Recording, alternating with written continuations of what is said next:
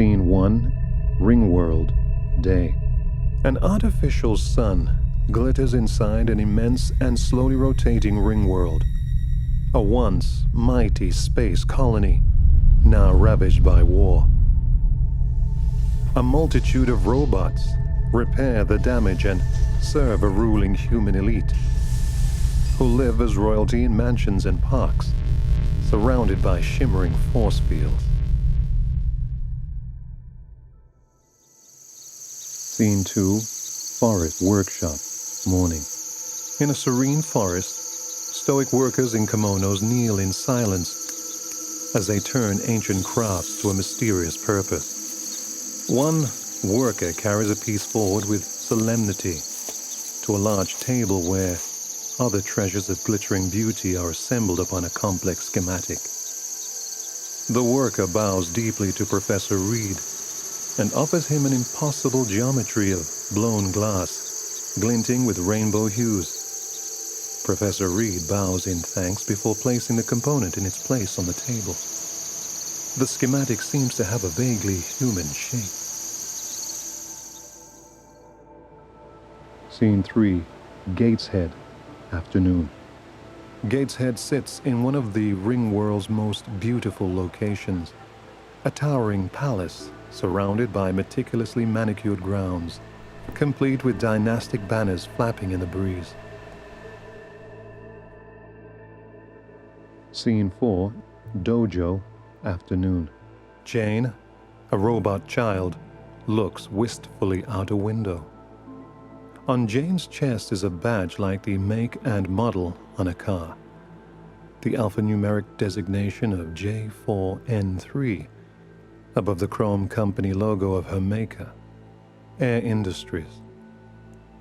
J4N3 Air. Jane walks to a shrine at the other end of the dojo and kneels down next to Bessie, a small companion robot in the form of a stuffed toy doll. They both look at the shrine bathed in a beam of sunlight. A framed photo of Professor Reed, medals on his ceremonial lab coat, a vase, an ancient sword on a lacquered stand. They face the shrine and sit in silence. Jane looks at the photo of Professor Reed and smiles. She closes her eyes and lifts her face to the warmth of the sun shining through a window. Scene 5, Sacred Pool, Morning.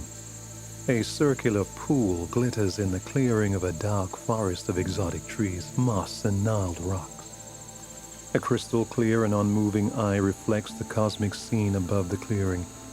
Stars in deep space, artificial sun, the far side of the ring world. Professor Reed, flanked by kneeling priests and with great ceremony, draws a large transparent card from within his layers of kimono. Head bowed, he holds the card high, walks across spongy grass and enters the pool. Water up to the knees of his kimono, Professor Reed approaches Jane's form floating high in the water on her back. He regards what was once 1,000 artifacts laid out on a table. She is his schematic made real.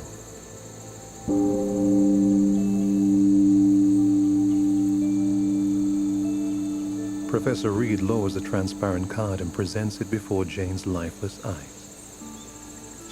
The card is a detailed, high-tech and subtly moving artifact.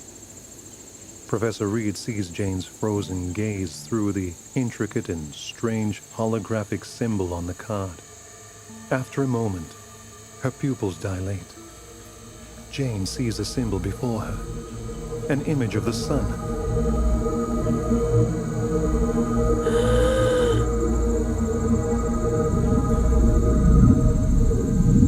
She hears the almost deafening sound, the robot heart beating in her chest. The sun slips out of view, and Jane now sees the face of Professor Reed looking lovingly down at her. Scene 7, Dojo, Afternoon. Jane and Bessie are meditating before the shrine. A wooden practice sword crashes into the shrine. The frame photo is broken, the vase smashed, and the rest is scattered. What do you want? What do you want, Master? I want you to come here. Bessie takes Jane's hand as they both walk forward. John removes a baton from his belt. Stay away from that shrine and bow to your master. He was my father, not yours. You have no father and can have no relatives who might die, so you have no need to make peace with any spirits. John puts his hand around a red and white striped collar, circling Jane's neck, like a strip of warning tape. Don't pretend to feel bad, you reject. She is a non-compliant device. See? It reads knock. If she were a reject, they would have melted her down. John kicks out viciously, and Bessie sails through the air before sliding along the floor and crashing into the wall. He grabs the ancient sword from where it had fallen. This is mine. All this belongs to me. Or it will in a few years. And when I'm master of the estate, my sister and I will push you into the reactor ourselves. Jane turns and walks away. John follows her, raises the sword with both hands and swings it into the side of Jane's head from behind. Jane collapses face down. She lies unmoving, her head clearly dented. John shrugs his shoulders and turns to walk away. After a moment, Jane rises to her knees, a blue-tinged tear falling down her cheek. Her hands close into fists. She walks forward. John attempts to hit Jane with the sword again, but Jane grabs the blade with one hand and slaps him hard in the face with the other. She rips the sword from his grasp and, screaming with rage, lifts the weapon to strike. John cowers and steps back. The sword comes down. Jane's neck is ringed in a flash of blue fire, erupting from the red and white collar she wears. Jane convulses and falls to the floor on her back. John turns to see Mrs. Reed standing in the doorway, her arm outstretched, and her finger pressed against an ornate control device circling her wrist. Abbott, the huge security robot, steps past Mrs. Reed and moves slowly towards Jane's paralyzed but conscious form. Scene 8, Fusion Reactor, Night. Mrs. Reed leans beside the disposal hopper that feeds waste to the household fusion reactor. Abbott, the huge security robot, steps forward with a complex-looking tool. Mrs. Reed lazily peels herself away from the wall and steps forward to lift Jane's floppy arm from the stainless steel table on which she lies. Mrs. Reed lets go, and the limb falls back. Satisfied that Jane cannot move, she returns to observe from the side of the room. Abbott looks at Mrs. Reed. With a flick of her hand, she indicates for Abbott to proceed.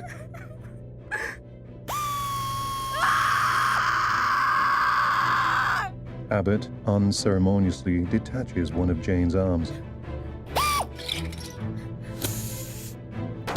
Abbott proceeds, limb by limb, to take her apart.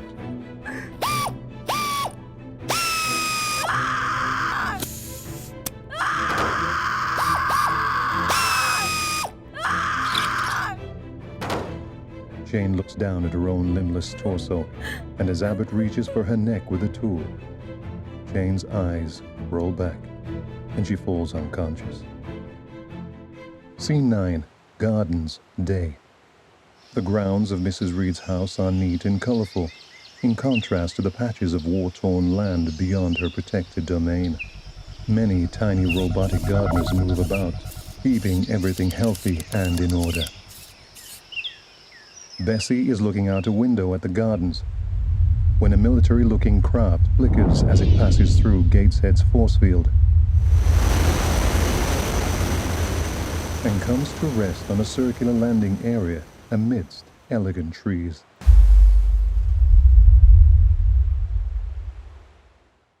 Scene 10, reception hall, day. The reception hall is all polished marble. Expensive artifacts sit in the recesses of the room. General Brocklehurst strides past the two guard robots flanking the entrance. He bows to Mrs. Reed, then looks down at Jane, in pieces on a trolley. I did not realize you're offering one of your late husband's works. If I'm not mistaken, it's a bespoke creation of the master craftsman himself. You have a discerning eye, General Brocklehurst. No two of Professor Reed's creatures are alike. He made this last one before he retired. She's very small. Your designation? Jane Eyre, sir. J4N3. Jane. Someone has a sense of humor. It wasn't a joke. My father loved me. Your father? Her creator, General, has cursed this one with some tedious character traits, some of which may serve useful to you. What use is a small robot with a nickname to me, however finely wrought? Mrs. Reed takes something out of her pocket and dangles it before General Brocklehurst. It is the red and white striped collar that immobilized Jane. It came off when we detached its head. It's non-compliant. A knock. The way I hear it, most robots will readily tear an automaton to pieces, but will balk at ever hurting their cybernetically enhanced human masters, let alone, God forbid, a complete human being. This little nonk has no such qualms. She struck my son not 1 week ago. Don't worry. We can replace the collar once her head is back on her shoulders. And the triggers? Scene 11, ceremonial room, day. Brocklehurst and Mrs. Reed kneel on either side of a glowing light table. Spread out on the table is an array of transparent holographic trigger cards. The sun symbol, which brought Jane to life, is there, but dull and gray, as used cards are. The others glitter and move. A heart, a sword, a skull, a flower, and more. Brocklehurst's hand roves over them before it recoils, and he looks up at Mrs. Reed. Oh, General, do you fear one will trigger you? Protocol, Mrs. Reed. Custom also. One should not draw a gun unless one is going to fire. And certainly not someone else's gun. Well, metaphors aside, she is your problem now. Which do you personally require for her? Education? Brocklehurst indicates two cards, the brush with ink pot and the skull. Mrs. Reed wraps the two cards in a square of silk tied with a thin leather strap. She gathers up the remaining cards, placing them in a beautiful handmade wooden box. She expertly secures the lid with a gold ribbon, and on top of the knot, she places a little intricate web of gold circuitry, the size of a small coin. She strikes a long match, joins the flame to a rod, and directs the resulting molten wax to fall over the knot, a nanotech circuit. She finishes, stamping her seal into the wax and placing the two packages before Brocklehurst. Scene 12, Docking Bay, day. Jane is standing in a robust-looking shipping case. Mrs. Reed and Bessie stand before her. Human habits dictate that as you are the wife of my father, I should tell you that I love you. I do not love you. I dislike you the most of anybody in the world. Mrs. Reed reaches for the control bangle to punish her, but Jane grabs her wrist. You think I have no feelings? That I can do without one bit of love, kindness? But I can't. I'll never forget how you had me torn to pieces. I was in agony. punishment you made me suffer because your boy beat me and bullied me over and over again until I couldn't take it anymore. Jane lets go of Mrs. Reed's wrist and sinks to lie down on her side in the shipping case, bringing her knees up to fit in the tight space. Brocklehurst, clutching the box of trigger cards, strides up to witness Mrs. Reed's mouth hanging open in shock. Bessie reaches her tiny hand up to the lip of the shipping container and climbs up with difficulty.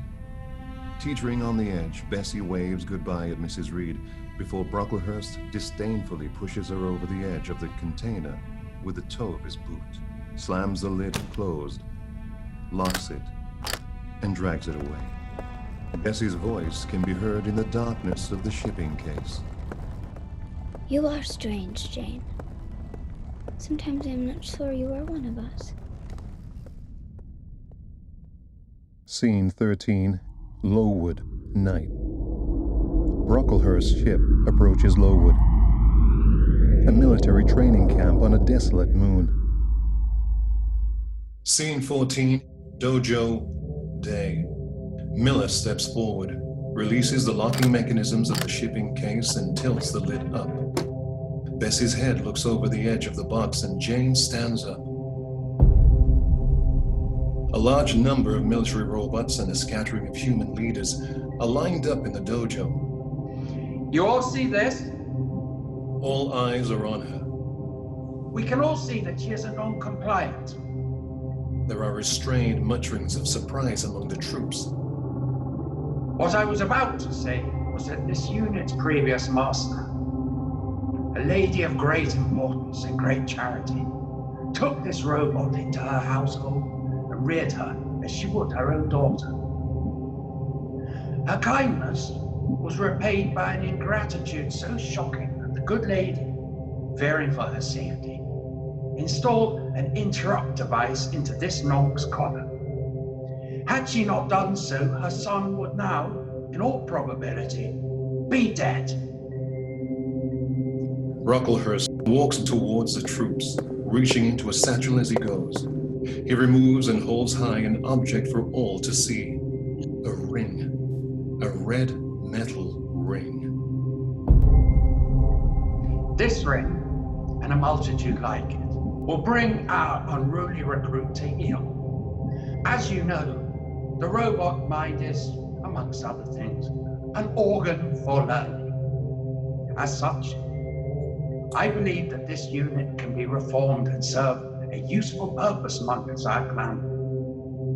And in the course of all true humans in their struggle against the abominations that have spawned on Earth. Brocklehurst grabs a handful of rings from his satchel and tosses them into the air above the troops. As the rings rain down, the troops catch them and hand them around. Now put them on. One size fits all. The rings alter their size to accommodate any finger. Circle around and show me, one by one, that we are all functioning and are all in accord with my plan for the re-education of Unit J4N3.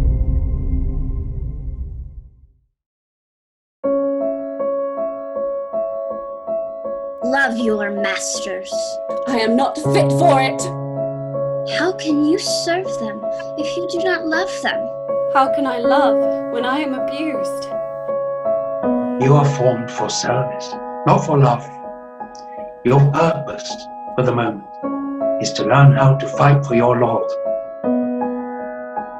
I am very happy, Jane. And when I am dead, you must not grieve. The powers that be have decided that I am to assign you to an important post. When will I meet my new master?